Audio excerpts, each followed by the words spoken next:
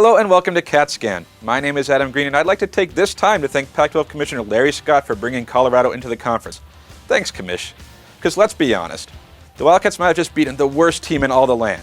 Which means, however you want to view Arizona's 56-31 win, it's important to remember the competition, as in there wasn't any. That said, how can you not be impressed with Kadeem Carey? The sophomore set a Pac-12 record with 366 rushing yards on just 25 carries.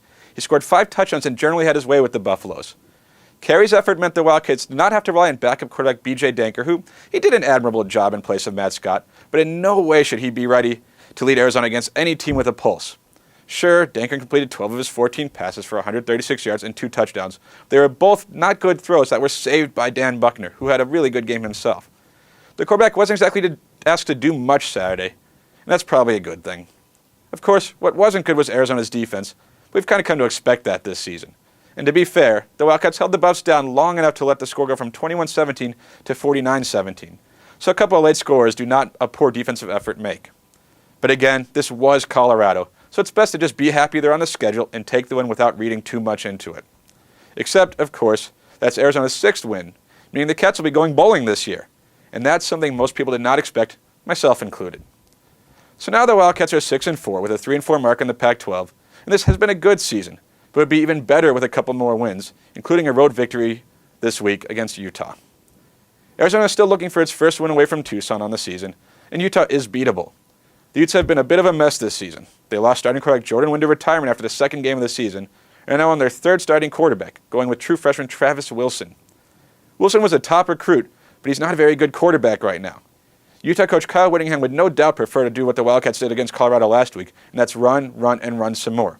Senior John White has had a down year, but is still a good back. He's picked up 761 yards and 7 touchdowns on the ground this season, and topped the 100-yard mark in each of the last 3 games. Given Arizona's inability to stop the run, White will likely see his fair share of carries early in this game. If the Wildcats can slow him down and put the game on Wilson's right shoulder, they'll have a good shot in this one.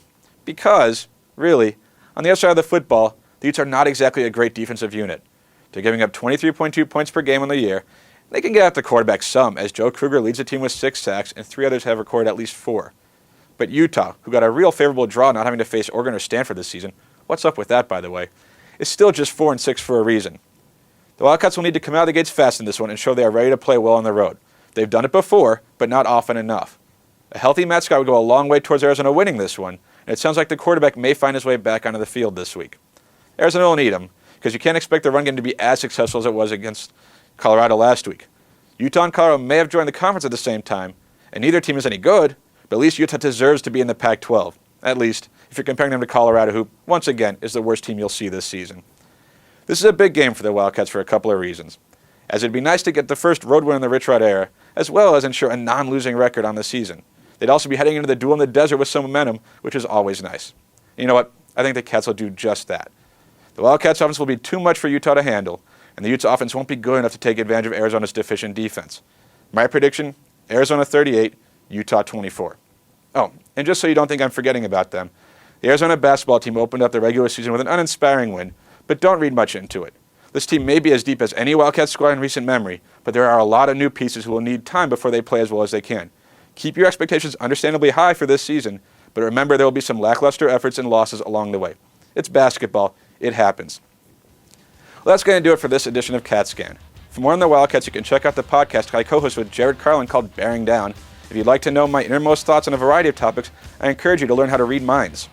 In lieu of that, you can just follow me on Twitter @TheAdamGreen. Thanks for watching, and we'll do this again next week, right here on ArizonaSports.com.